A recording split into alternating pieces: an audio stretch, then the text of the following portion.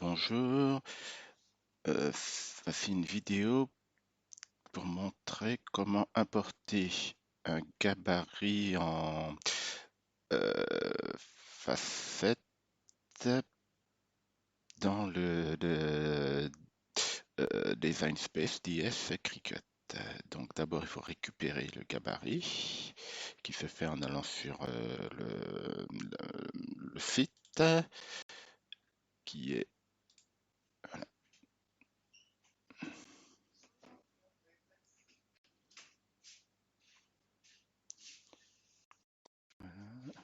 donc il y a des ressources en fait qui sont créées avec le déplieur. D'abord, je montre des vidéos de création. On commence à en avoir un petit nombre, mais ça fait un moment que j'en ai plus ajouté. Il faudrait que je refasse. Et après, les gabarits eux-mêmes. Donc, pour l'instant, il y a 141 gabarits qui sont issus de 58 modèles. C'est-à-dire, là, par exemple, le modèle du chat, du chaton, du cochon, etc. Ils sont, et pour chaque modèle, il y a plusieurs gabarits possibles. Euh, donc on va prendre le chaton. Donc la fiche en fait d'un modèle, ça montre d'abord une capture du modèle en 3D. Après les différents gabarits disponibles et en dessous les détails. Les détails, ça permet en fait de lister les différentes étapes à suivre si on veut faire à partir d'un fichier 3D le gabarit. Donc il suffit de suivre. Oui, on ne sait pas l'objet. Et enfin, il y a le modèle 3D en 3D. Comme ça, on peut voir ce qu'on obtiendra quand on l'aura fabriqué. Ouais. Donc là, les différents gabarits, euh, pour chaque gabarit, j'indique le nombre de triangles, le nombre de facettes. En fait, c'est généralement en minimum, on va dire 100-150. C'est plus 200 la moyenne. Là, par exemple, on est vraiment pas loin de 200. Et ça peut aller jusqu'à, pour moi, pour l'instant, je suis allé jusqu'à 2000. Mettons, 2000, c'est beaucoup. Il faut que ce soit un modèle qui fait pas loin d'un mètre. Et on va dire 300, 400, c'est déjà les modèles d'assez bonne facture au niveau des tailles. Là, pour 200, on peut descendre assez en taille. Par exemple, là, je l'ai fait en 15 centimètres de haut, mais il est assez difficile à faire. Euh, je peux vous montrer. Là, en PDF, on voit un certain nombre de pages au départ. Par exemple, là, ces deux pages, on les voit toutes, mais si c'était 34, il ne mettrait pas les 34. Enfin bon. C'est juste pour l'affichage ici, on voit que c'est... faut imaginer que ça, c'est une feuille A4. Donc, ça serait plus comme ça, voilà. Enfin, ça dépend de votre écran, ça. Voilà, on voit que c'est assez... Il y a des détails qui sont assez petits. Ça, c'est petit. Euh,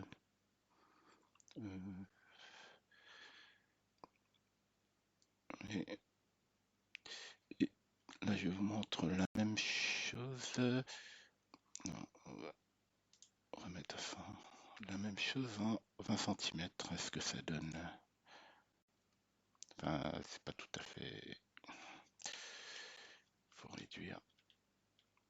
Voilà. Non, faut réduire. Voilà, comme ça. Euh,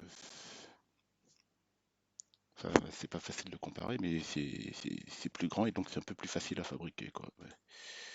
Donc c'est ce modèle-là que je vais prendre, mais je vais pas le prendre en PDF et si on veut l'imprimer généralement sur papier.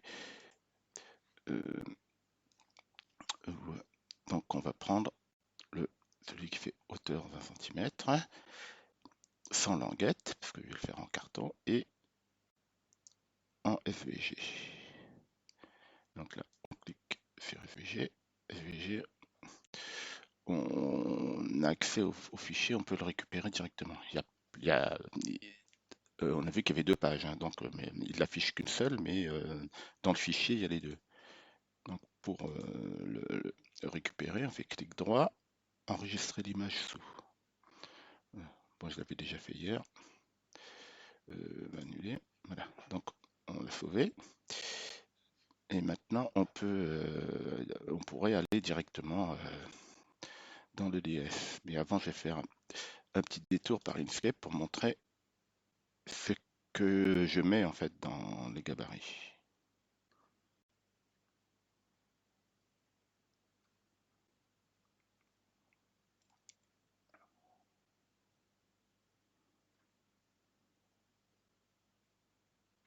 Non, j'ai pas double-cliqué. Oui. Je, je fais ici, c'est plus rapide. Enfin, c'est plus simple. On fait qu'un clic. On est sûr que ça fonctionne.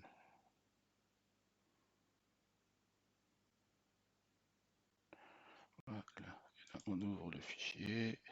Ah bah, il m'a ouvert les deux. Donc, on va en fermer un.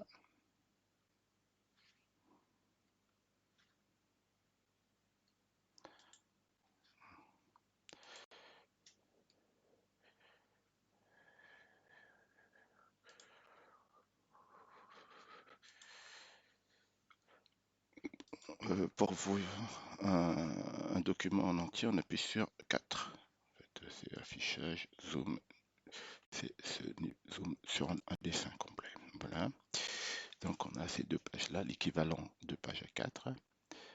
Donc page 1, page 2, page 1, page 2. On voit c'est la même structure les deux. Donc d'abord il y a un ou plusieurs titres. Là il y a qu'une pièce par page, donc il y a qu'un titre. Ça c'est un titre. Ouais, la couleur en fait là il est en violet. Ok. Le titre en violet. Après on a euh, ici ça c'est une marque de pli-vallée. Vous voyez, c'est les petits plus, là, les petites croix qui sont au centre des plis vallées. Voilà, c'est en vert, ici. Après, les plis vallées eux-mêmes, les plis vallées, c'est ça, en fait, c'est les traits ici, là, etc., etc. Donc, c'est un ensemble de nœuds. Il y a un seul ensemble, en fait, qui regroupe tous les plis d'une page. Donc là, il y a 43 nœuds, ce qui fait pas beaucoup, en fait. Ensuite, il y a les plis montagnes. J'ai pas de marque de plis montagne parce que quand on récupère dans le DS, il met tout, tout est visible. Donc, c'est, euh, ça mélangerait visuellement les plis vallées et les plis montagnes. Même si, au niveau de la couleur, ce ne sera pas la même chose, mais j'ai préféré mettre que les marques de plis vallées. Donc, les plis montagnes, voilà, on est là. Enfin, il y en a beaucoup plus. Généralement, c'est ce qui est le plus nombreux. Euh, et il y en a, elles sont de nus, là. Voilà. Après, il y a les traits de coupe. C'est ce qui fait le tour, là, comme ça. C'est tout ce qui est les traits rouges, ici. C'est 107. Vous voyez, il y en a à peine un peu plus que des plis montagnes.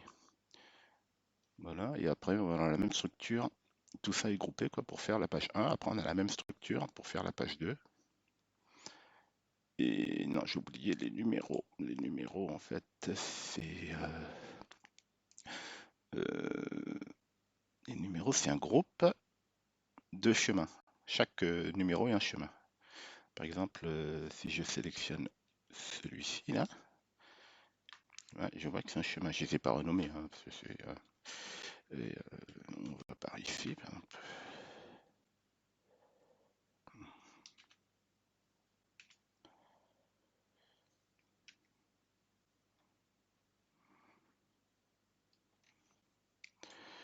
Donc, si je veux zoomer sur la sélection, je fais 3. Voilà. C'est un chemin avec un certain nombre de points. C'est pas une fonte, en fait, ce sont des chemins spécifiques que j'ai fait pour avoir moins, en fait, de points, de lignes, de lignes à définir pour chaque lettre. Enfin, chaque lettre, c'est que pour les numéros là, mais chaque caractère, en fait, ce qui fait que c'est plus rapide pour la machine écrire, parce que ce sera fait au stylo, à écrire que faire une fonte, que du texte. Bon, moi, ça, c'est technique, mais bon, c'est pas.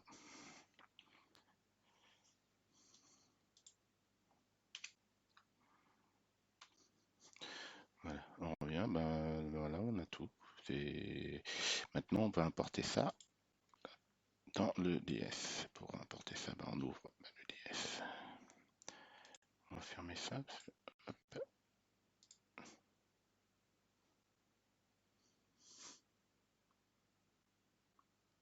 voilà.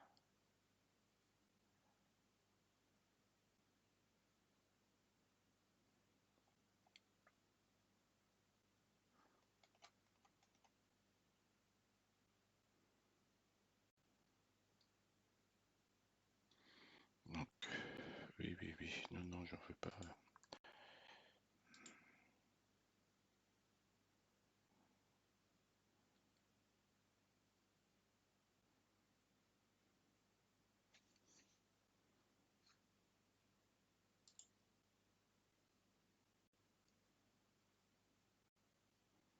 Donc,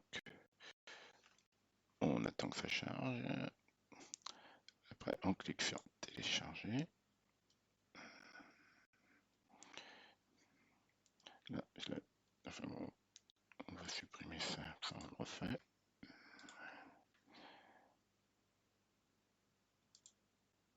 Ça c'est autre chose.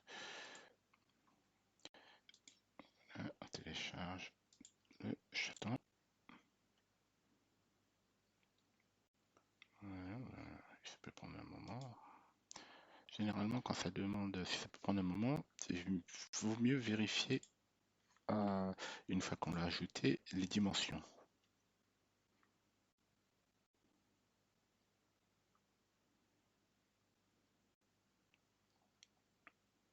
Voilà, il a chargé. Donc ça fait bien 28-18 de hauteur. Ça correspond à une hauteur de A4, quoi. Et voilà. Donc on a notre import brut là. Maintenant, ce qu'il faut faire, c'est qu'il faut dégrouper. Il nous a créé un groupe qu'on n'avait pas demandé, hein. Ah bon, c'est pas gênant, hein, ça peut être pratique parfois quand on fait plusieurs imports dans la même toile. Voilà, et on a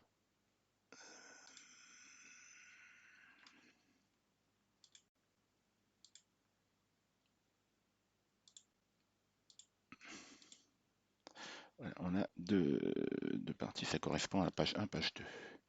Donc on va commencer bien sûr, c'est à l'envers, quoi. Page 1 à la fin, page 2 au début. Donc on va commencer par la page 1. On a tout ça, on va dégrouper. En fait, on n'a pas besoin de ce groupe-là. Ce qu'on va faire, c'est à la fin, on va tout attacher pour faire une page avec. Donc là, on dégroupe. Ok, donc on a nos éléments. Là, ce qui est en violet, c'est le numéro de pièce. C'est pas forcément utile, mais bon, dans ce cas-là. Après, ce qui est en vert, là, c'est là, ça, c'est les marques de plis vallées. Et ça, ce sont les plis vallées. Ça, ce sont les plis montagnes. Ça, c'est les traits de coupe. Ça, c'est les numéros. Voilà. Donc, ça, découpe de base. Ça passe en défini. Stylo, voilà.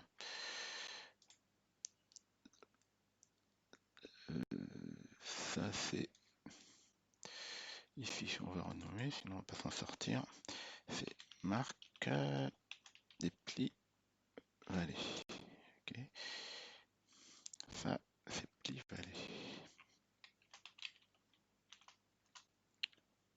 Ça c'est plis montagne. Ça c'est les coupes.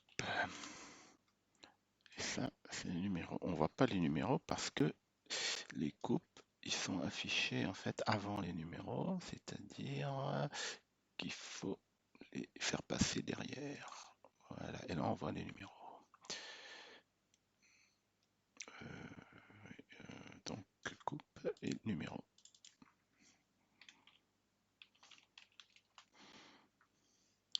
Et là on n'a plus qu'à maintenant qu'on fait en fait ce que fait chaque partie. Ça c'est bon, je le renomme pas parce que s'il y en a 4-5 c'est pas pratique.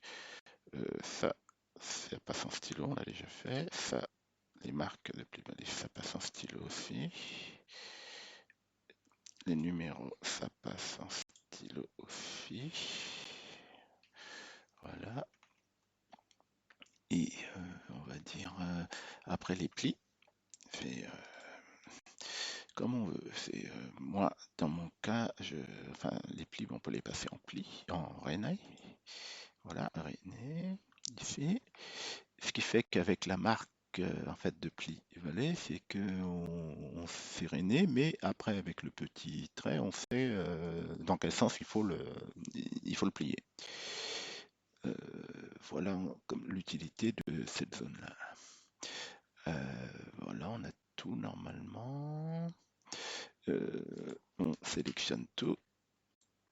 Ouais, on sélectionne tout. Ça permet de voir s'il y en a pas un que j'ai oublié. Ouais. Et on attache.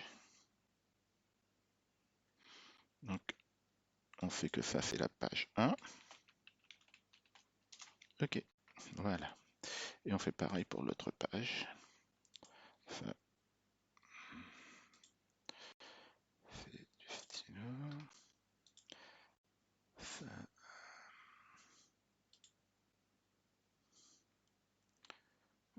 ça.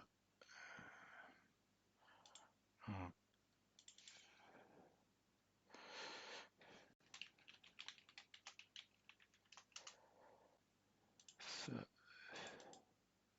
Voilà. Quand on voit que c'est vert là, donc ça veut dire que ce sont les plis. Allez, ici, celui-ci, on regarde, hop, on voit le marron. Donc ce sont les plis montagne. En fait, on peut penser que les plis sont inversés, mais parce que le gabarit, ce qu'on voit là, c'est pas le haut, c'est l'arrière. Donc les plis montagnes sont les plus nombreux, mais ce qui fait que si on met dans l'autre sens, ça devient des plis vallées. C'est pour ça, en fait. Euh, ça,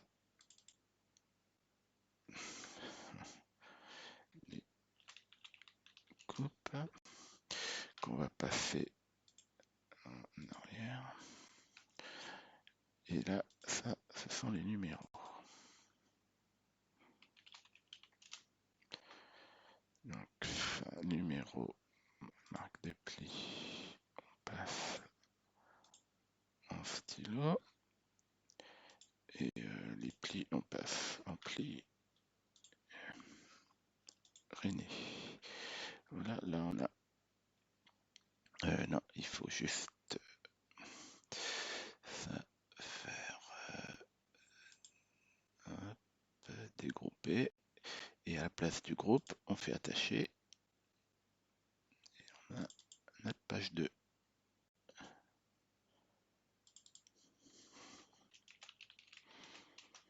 Voilà, on a tous nos éléments. On n'a plus qu'à créer le projet. Donc, enregistrer.